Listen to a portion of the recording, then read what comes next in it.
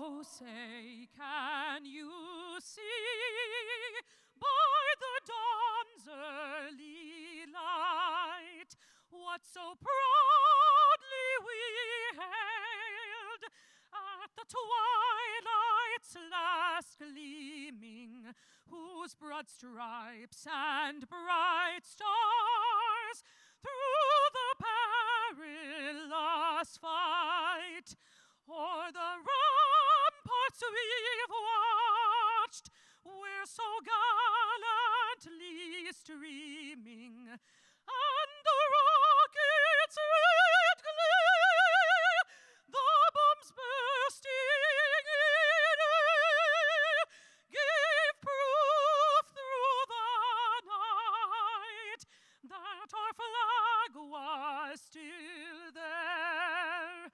Oh, say, does that star-spangled banner yet wave o'er the land of the free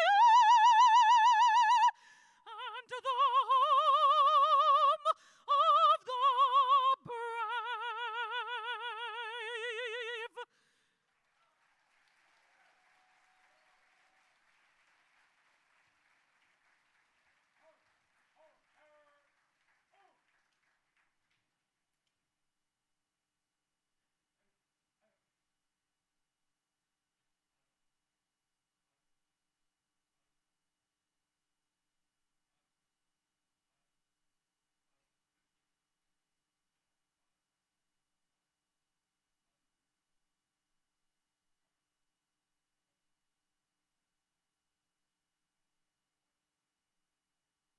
Ladies and gentlemen, please welcome our mistress of ceremonies for tonight's ribbon cutting, co-host of Fox 5 New York's Good Day New York, and a member of the International Spy Museum's Board of Directors, Miss Lori Stokes.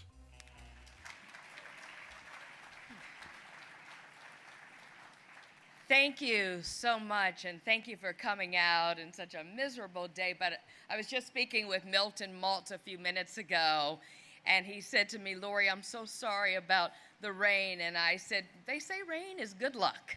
So we're going to take it like that. And thank you to my friend Lafayette, who's helping me today, keeping the hair intact. How's everyone feeling tonight?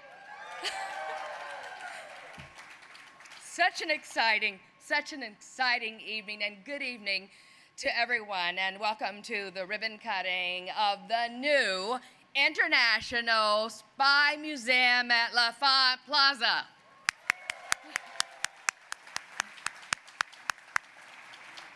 As a member of the board of directors, I am really delighted that you have joined us this evening to celebrate this beautiful new space and also an exciting new experience at the heart of the nation's capital. Also, this is a moment that my father would have been so proud to be a part of. You may not know, but my father was Representative Louis Stokes.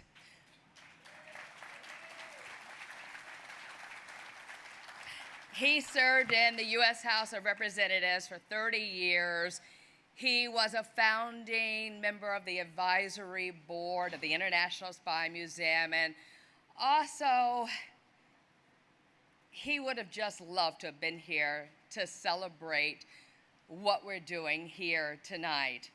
I have to tell you, it is a privilege for me also to be a member of the Spy Museum Board, and it's an honor to serve this evening as your mistress of ceremonies. Tonight we're joined by those who have not only helped to build the new museum, but also many who have spent their lives serving in and in support of the intelligence community. These are, as Jonathan Dyer once said, ordinary people who do extraordinary things that can change the course of history. History has taught us that this is true. In intelligence, we may never know their names or their work, but the freedom and the safety that we enjoy today is rooted in their courage. The man I have the pleasure to introduce now has done extraordinary things and changed the course of many organizations' history, ours included. Milton Maltz founded Maltz Communications Group, Inc. in 1956 and served as its chairman and CEO until its sale in 1998. With his beloved wife, Tamar, Mr. and Mrs. Maltz have become incredible philanthropists, supporting the Cleveland Orchestra, the Lieber Institute for Brain Development at Johns Hopkins, the Maltz Jupiter Theater, and the U.S. Holocaust Memorial Museum, and so much more. But his passion project has been the International Spy Museum, using his years of entertainment and experience and his deep interest in history to develop the distinctive project. The museum has achieved international acclaim, which is sure to grow given its extraordinary new home. Ladies and gentlemen, please welcome the founder and the chairman of the International Spy Museum, Mr. Milton Maltz.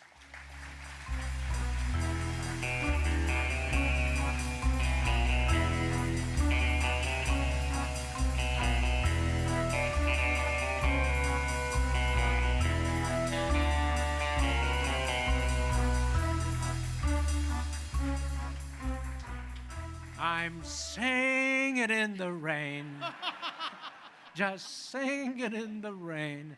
I'm such a happy fellow. Anyway, what can I say?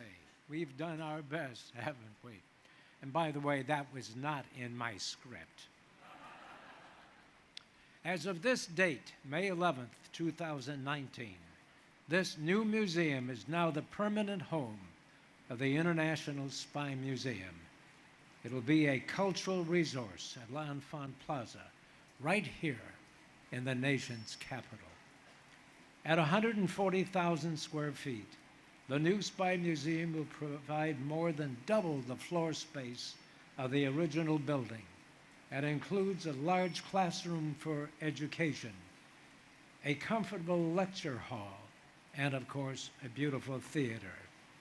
A special event space that can seat up to 500 guests with sweeping views of D.C., including the Capitol, the Washington Monument, the airport, and of course, the new harbor. All of this from the 7th and 8th floors. Renowned international architects Roger Stokes Harbor and partners based in London created this iconic, powerful building with slate columns, folded metal panels, and a pleated glass veil, all to keep out the rain. Oh, I'm sorry, that's not in here. Anyway, we emphasize the concept of hidden yet in plain sight. Gallagher and Associates is the museum exhibition designer. Washington-based Hickok Cole is the architect of record. Clark Construction is the general contractor, and each has done an outstanding and professional job. And I wish to thank our own staff. They're here tonight, in all departments, for your hard work. Thank you, and timely effort. Thank you, and thank you, and thank you.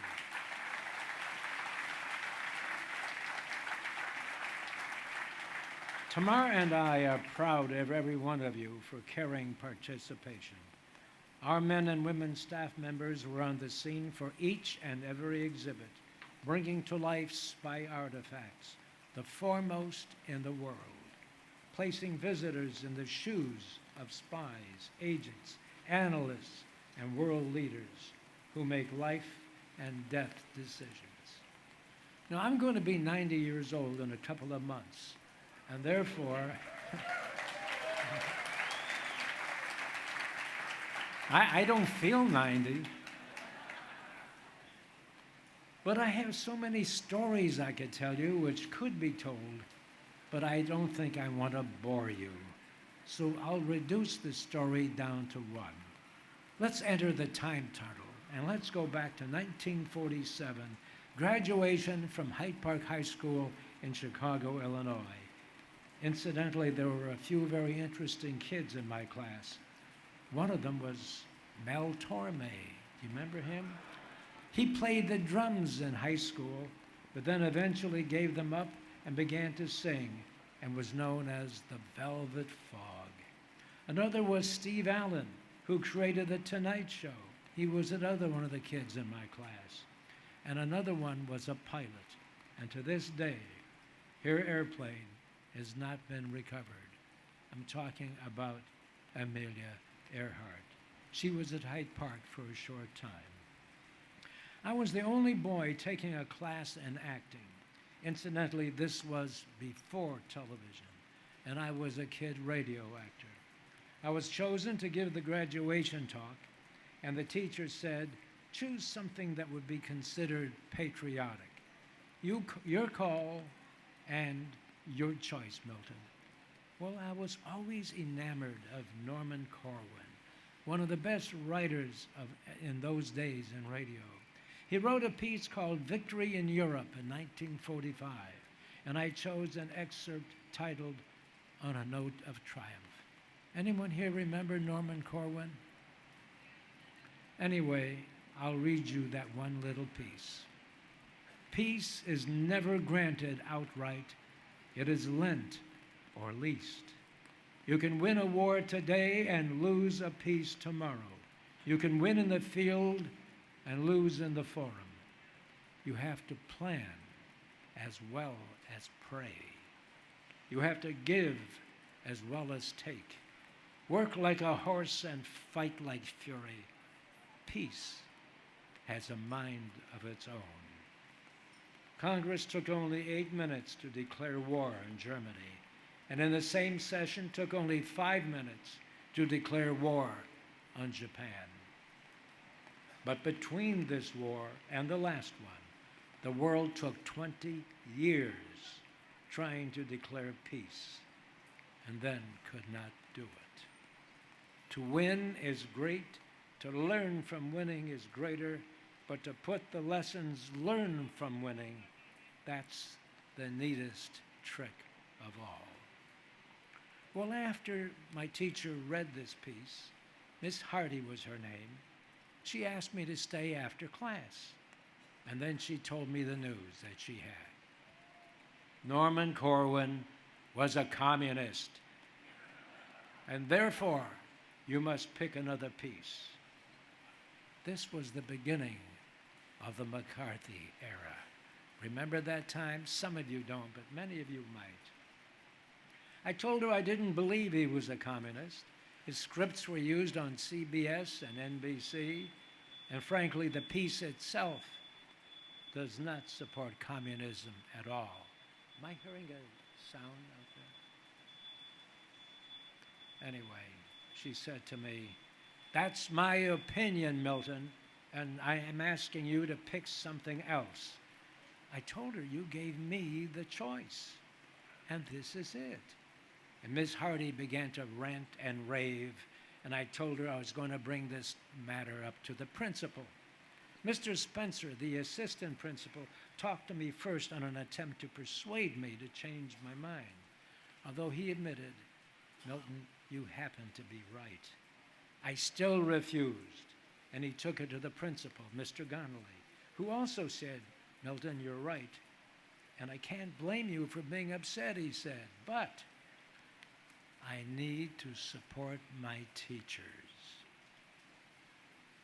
I felt betrayed. I would not speak at graduation, and I would just sit in the audience with my parents.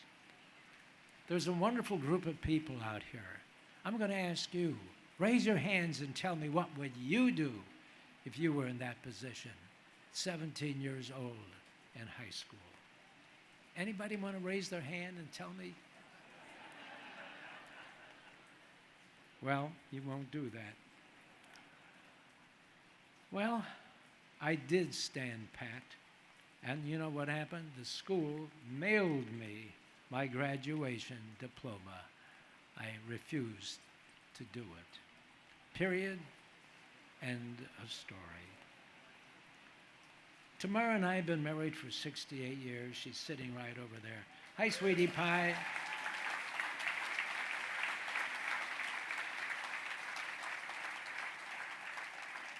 It took a lot of courage for her to be married that long to a crazy guy like myself.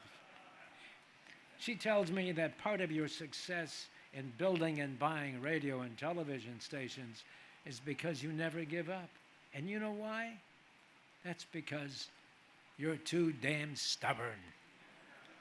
Well, the Queen knows best. She knows me only too well. So before I leave the podium, though, I would like to express my sincere thanks to the spy department heads who've shown their exceptional leadership. So please stand as I say your name. Amanda Abrell, Vice President of Communications. Dan Cole, Executive Vice President of Development. Tracy Holmes, Controller. Michael Truelli, Vice President of Operations. Tim Miller, Vice President of Technology and Facilities. Karen Simonet, Vice President of Retail.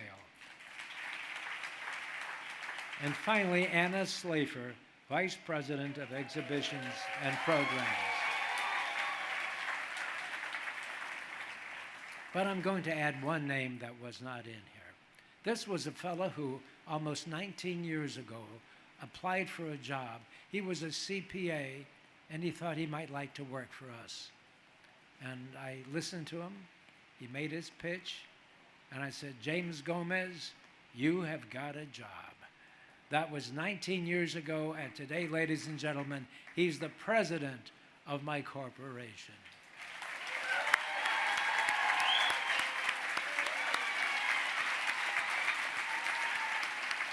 James, you want to say a few words? Come on up and say a few words.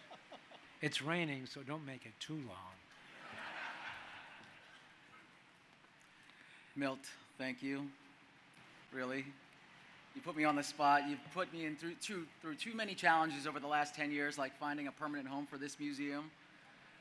And I just want to say thank you to my family first and foremost, because they had to deal with some really not so great times when we had a few meetings that didn't go so well. But look, even this rain's not going to stop us, right? Your stubbornness certainly will help us get through it all. In any event, I want to thank also the tireless efforts by the professionals, the tradesmen and women, and the artists that really put a tremendous amount of effort into this project. Their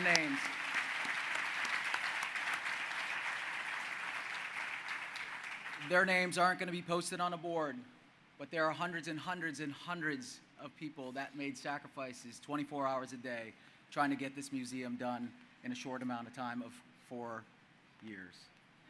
And Milt, lastly, I want to say thank you to you for not giving up and being so stubborn, because there's so many times that we could have, and you didn't. So thank you for giving us this opportunity. You're welcome. Appreciate it.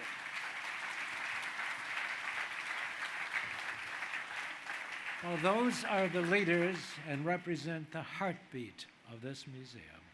Congratulations to all of you and those whose names we didn't have time to name. A job well done. I'm going to do now something as a last comment. I'm going to turn to this building, and I'm going to say simply this. Tamara, you too, my dear. This is our legacy.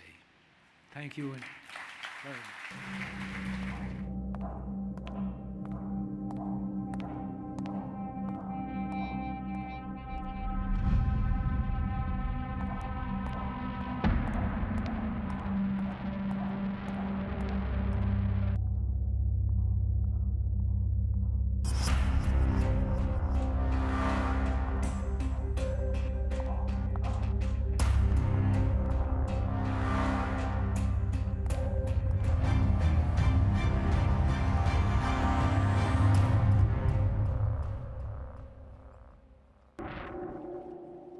Ladies and gentlemen, representing Ward 6, located in the heart of Washington, D.C., please welcome Councilmember Charles Allen.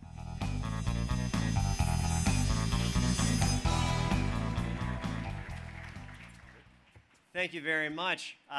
Lafayette does get a break, so let's give a round of applause to Norman. Thank you very much. I'm very delighted to be here this evening. I'm honored to share the stage with Senator Warner, General Clapper, Mayor Bowser, Mr. Maltz, and of course the entire leadership from the International Spy Museum. I also want to acknowledge that I'm joined by my Ward 2 colleague on the DC Council, Jack Evans, who's been instrumental in the Spy Museum's history as well. And of course our Deputy Mayor, Brian Kinner, who has been a fantastic partner in all of these efforts. Thank you, Brian. For those that may not know, Ward 6 is the only ward that is a part of all 4 quadrants of our city, and that makes it a highly diverse and ever-evolving area. Part of its evolution is the ongoing transformation of L'Enfant Plaza. Now, it was officially dedicated in 1968, and these new activations of this central public space reimagine it for the 21st century. I think, though, it took a very special vision to see how the International Spy Museum could be central to such a reimagined public space. But we are lucky that Milton and Tamar Maltz and the dynamic leadership of the entire museum team, they had that vision to help make this a reality. We're very grateful for it. Their deep commitment, their diligent work over these last few years has brought these impressive new building, hidden yet in plain sight, to fruition. So for that, we want to thank you, we want to congratulate you, and we want to salute you for the vision that you brought today. Thank you very much.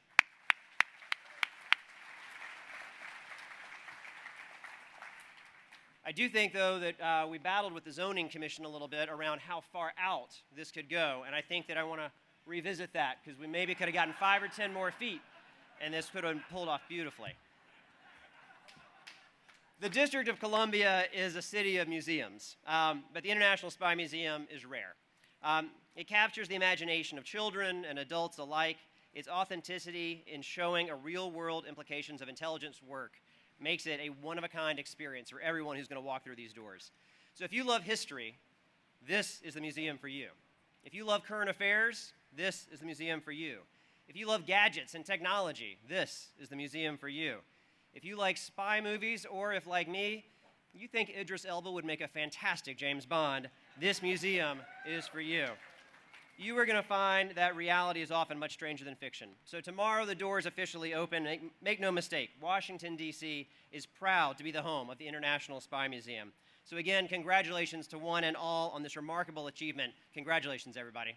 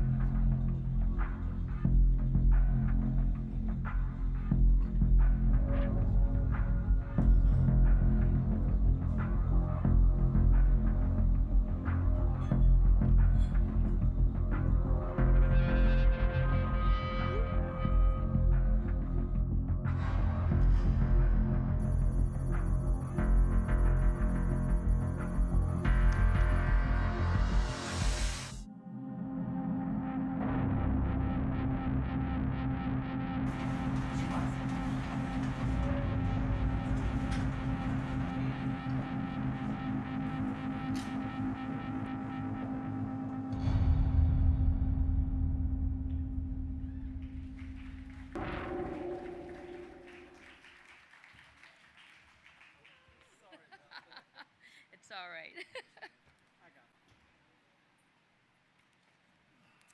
A special thank you to Councilmember Allen for his remarks.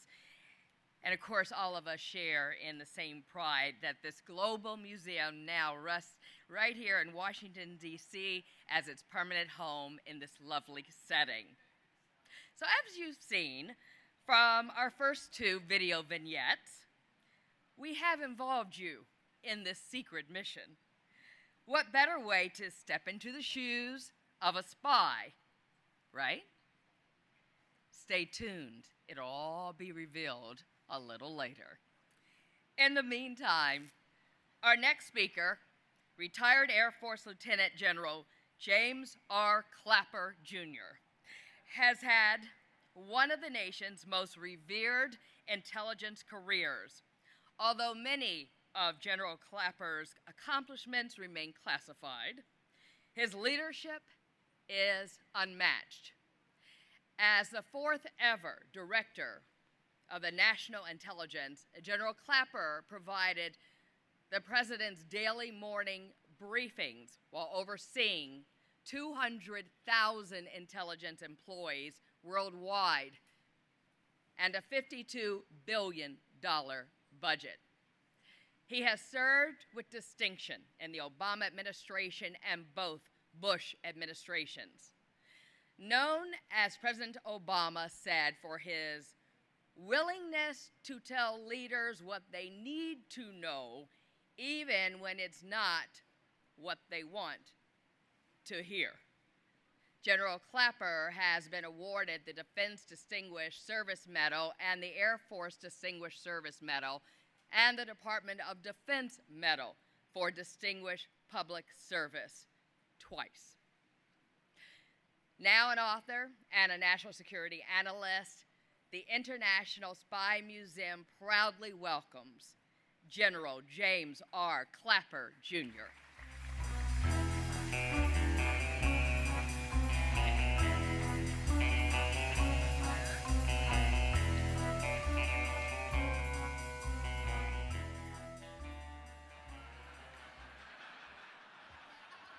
Well, I don't have the issue that Lori has, with the hair. So I'm really pleased and honored to be able to help open the new International Spy Museum. By the way, that term in this context, perfectly acceptable. That's a joke. To have such an institution that illuminates the critical work of the unsung heroes that work behind the scenes to keep this nation safe and secure is not only appropriate, it's critical, maybe now more so now than any time in our history. The institution represents a major contribution to public understanding of intelligence and is a huge contributor to the transparency that the intelligence community needs. Intelligence serves us best when it is unvarnished, untainted, and conveyed in the hallowed tradition of truth to power. The museum is presented in that spirit. It's a direct result of the involvement of many former intelligence officials who have been active supporters. But never has it been more important that public, our citizens, have faith, trust, and confidence in our intelligence community and its great people. The museum represents a living window into the work of intelligence and makes a major contribution toward public understanding, expanding transparency, and gaining support. And I want to add my congratulations to the leadership and staff of the International Spy Museum, particularly Mr. Maltz. This is a tremendous accomplishment which I'm confident will draw visitors not just from our own country, but from around the world. And when you think about it, there are very few countries on the planet who would do this, and we should revel in our freedom to do so. For me personally, this is a really special and memorable milestone, having spent over 50 years in one capacity or another devoted to our intelligence community. So I'm delighted to be here to be a small part of this event. Thanks very much.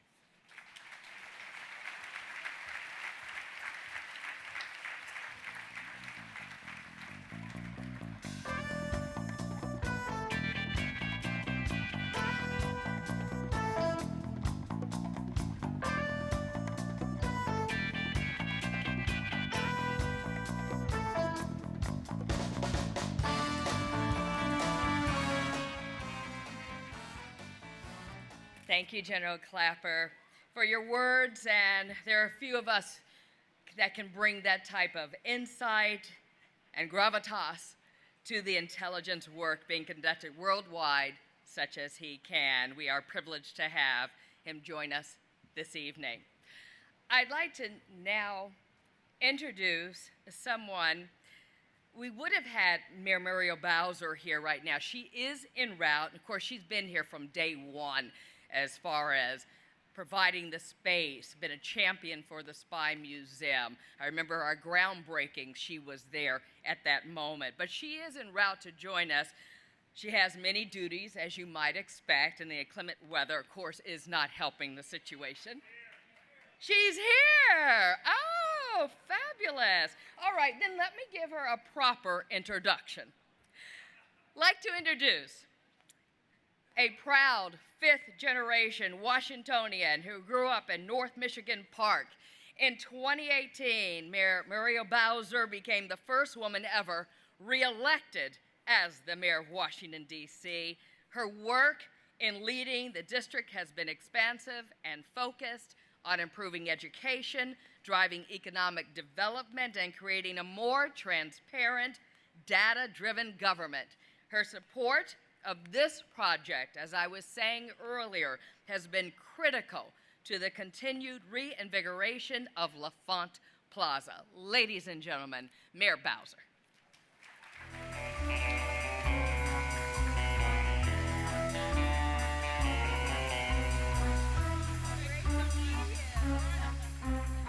Well, good evening, everybody. I'll hold it. I got it. We're coming from the Funk Parade, and so Deputy Mayor Kenner is properly dressed to greet you. But I wanted to be here to thank you for your commitment to bringing this wonderful piece of Washington, D.C. back in so many ways, connecting our National Mall to our beautiful wharf. I want to thank Senator Warren, Councilmember Allen, General Clapper, and of course, everyone here at the Spy Museum, Milton Maltz, Tamara Christian, and Chris Costa. For nearly 18 years, the Spy Museum has been an iconic attraction for the Penn Quarter neighborhood. Lines of students wrapped around the block on A Street, waiting to get their mission cards in spy gear. The popularity of the museum has grown, and it's been a must-see coming to the district for many years. We are so proud, even in this last year, we have gained more and more visitors from around the nation and around the world. Last year, we surpassed 22 million people visiting Washington, D.C. The addition of the International Spy Museum of L'Enfant Plaza is an important part of the reimagination of this area. With the Southwest waterfront on the wharf and the National Mall, we are breathing new life into this historic area. So please, on behalf of all 700,000 Washingtonians, my economic development team, we congratulate you, and we look forward to telling everyone around the world that the Spy Museum is back. Thank you, everybody.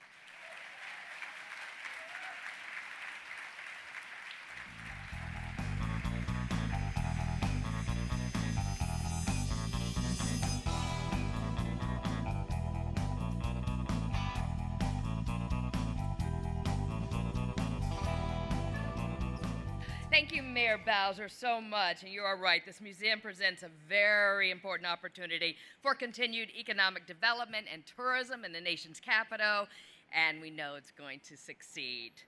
It's now my pleasure to introduce an individual who works tirelessly on issues of national security and intelligence for the United States. The former governor of Virginia, and now the senior U.S. Senator from the Commonwealth, Mark Warner, is known for the bipartisan approach to leadership that we need. This is especially true in his role as Vice Chairman of the Senate Select Committee on Intelligence, which ensured that matters of national security are truly addressed for the safety of all Americans worldwide. Please welcome to the podium U.S. Senator Mark Warner.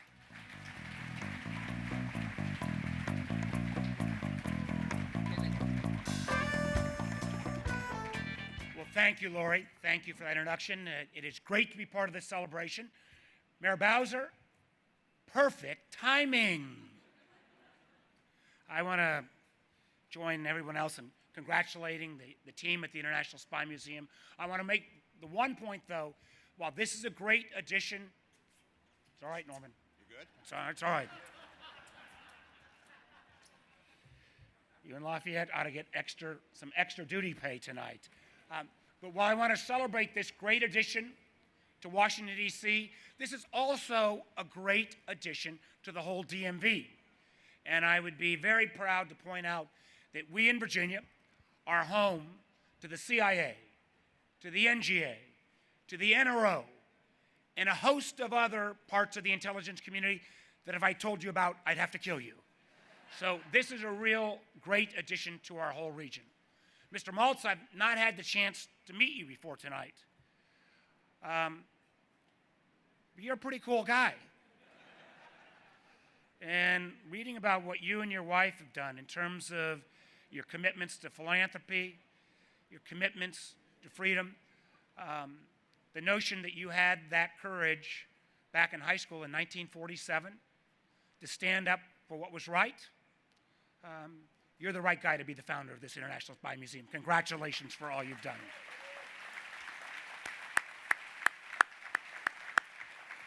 And let me also add a special word of thanks to my friend Jim Clapper.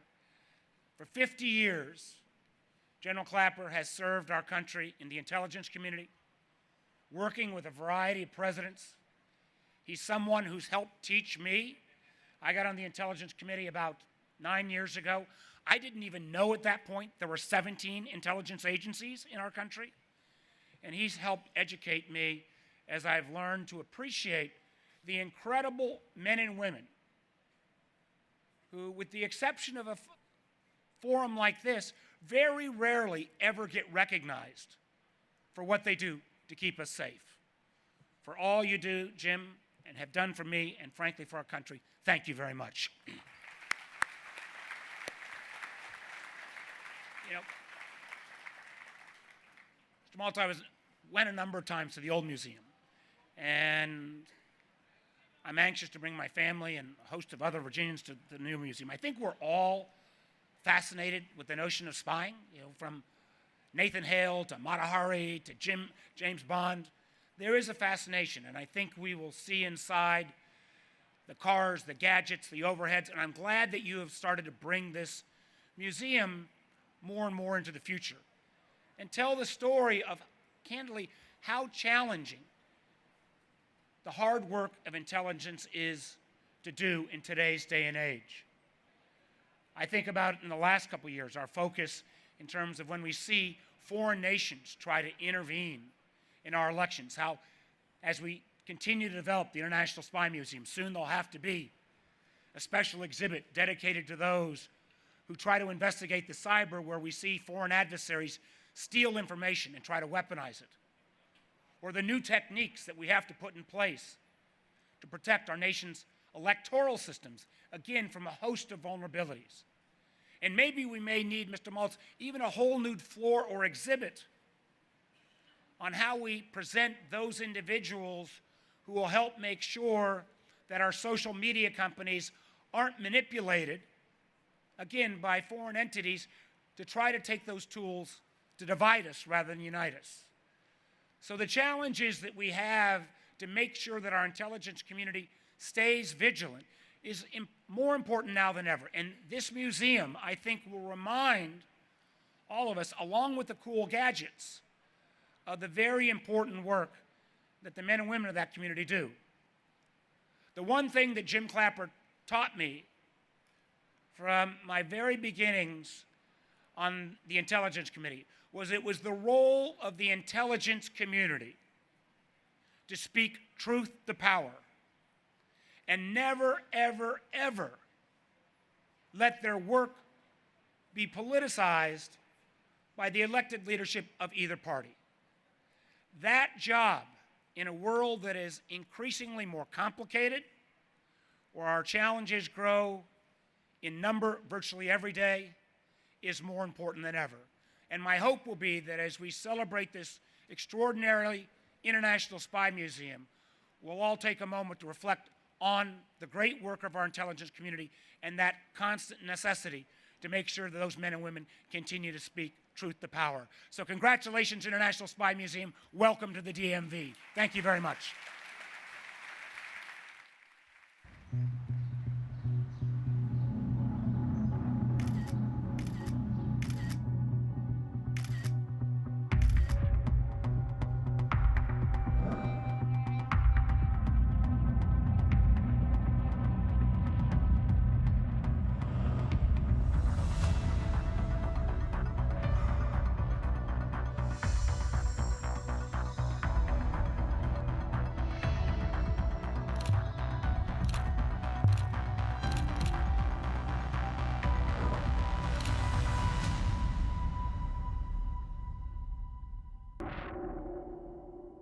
Ladies and gentlemen, please welcome to the stage Executive Director of the International Spy Museum, Chris Costa, and the museum's President and Chief Operating Officer, Tamara Christian.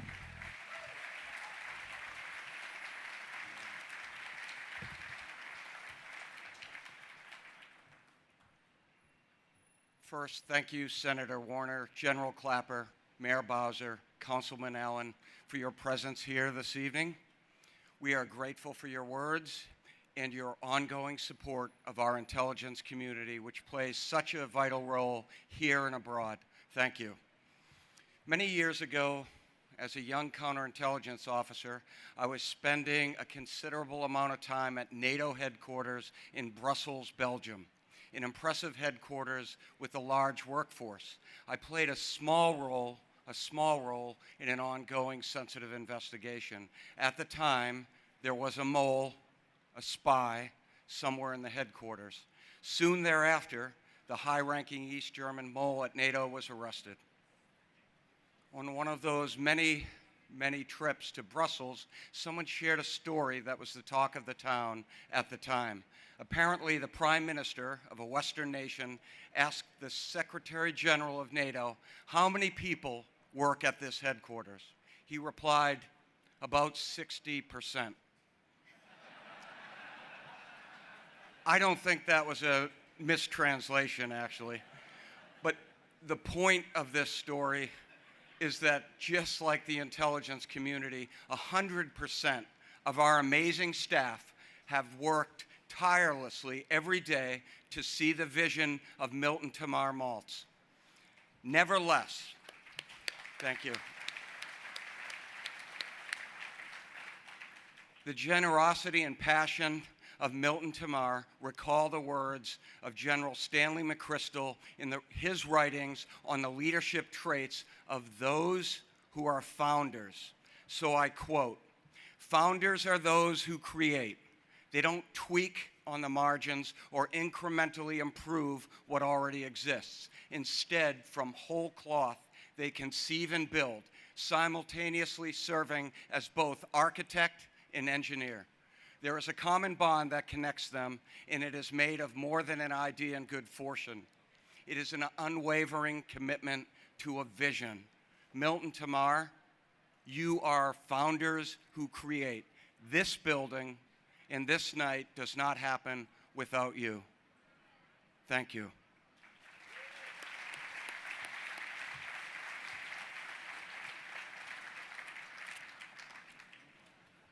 Good evening. To bring people into the world of espionage through this museum is a daily privilege. Our mission is to shine a light on this work, which has been so quietly influential in history. Through our exhibits, we aim to capture the exciting, complex, and intense nature of a profession which remains vital to the safety and security of our nation and for countries around the world. There are so many who believe in our educational mission and recognize the men and women in the intelligence community through their generous support of the International Spy Museum. In addition to Milton and Tamara Maltz, We also want to thank Keith and Karen Milton, who, by pledging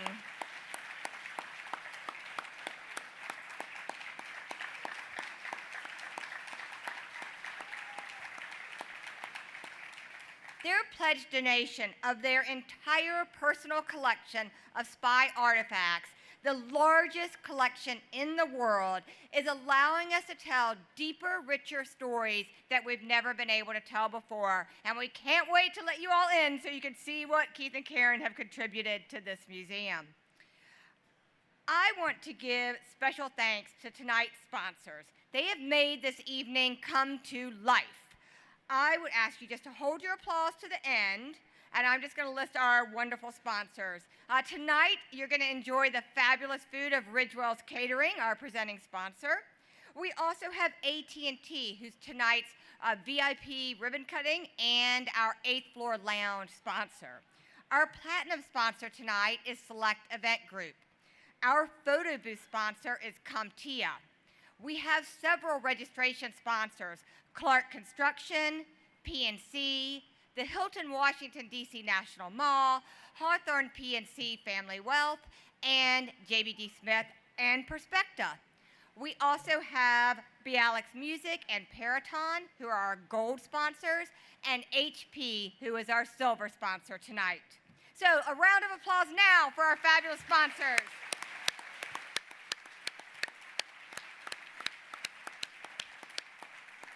So we encourage you to remain engaged in this museum. It is you who brings the life to the museum. It's your support that lets us expand our mission. So we encourage you to come back and see everything we have to offer throughout this extraordinary experience. So tonight we celebrate with you. We thank you on behalf of the entire staff of the International Spy Museum. And as we officially open to the public tomorrow, we ask you to join us in walking in the shoes of a spy.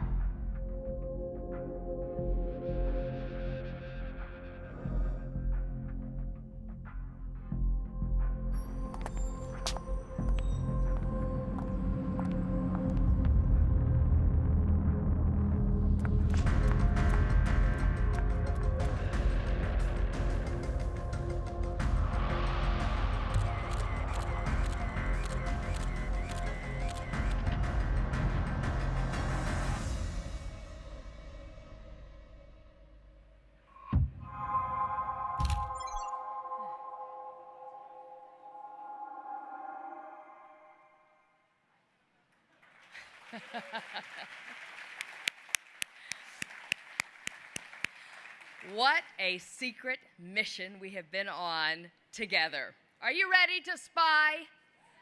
I can't hear you. Are you ready to spy?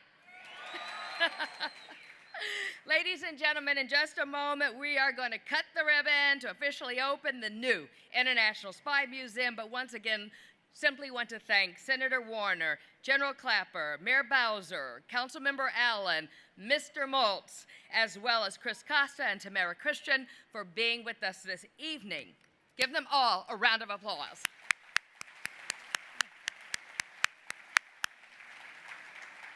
Now I would like to ask all of our speakers to rejoin us right in front of the stage here, in front of the museum. Mrs. Tamar Moss, we would like you to join us, please. Co-founder of the International Spy Museum, Judge William Webster. All our other, is everybody up here? Oh, we wait for the Maltz.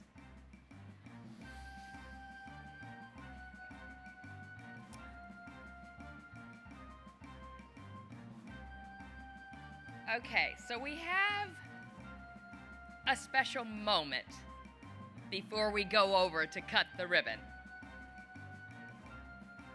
Milt?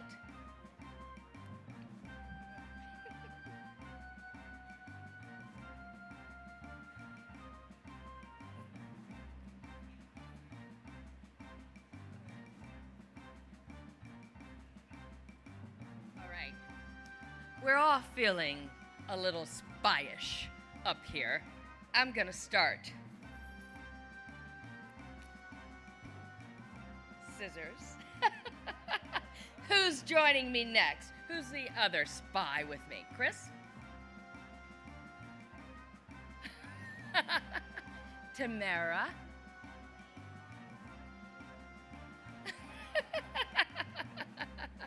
Any other secret agents here? Oh, Senator. There you go. And James at...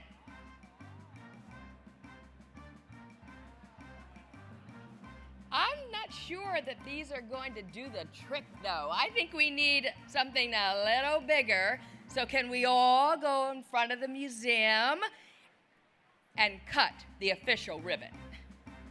Ah, that's what we need.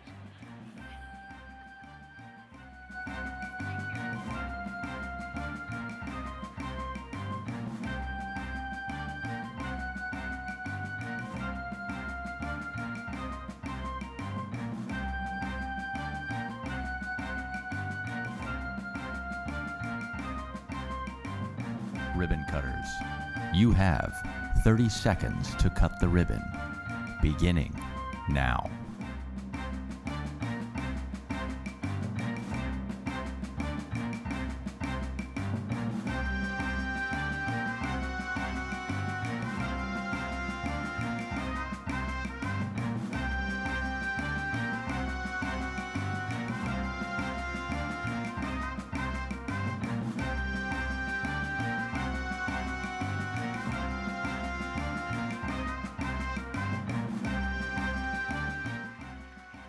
Ladies and gentlemen, the International Spy Museum is officially open.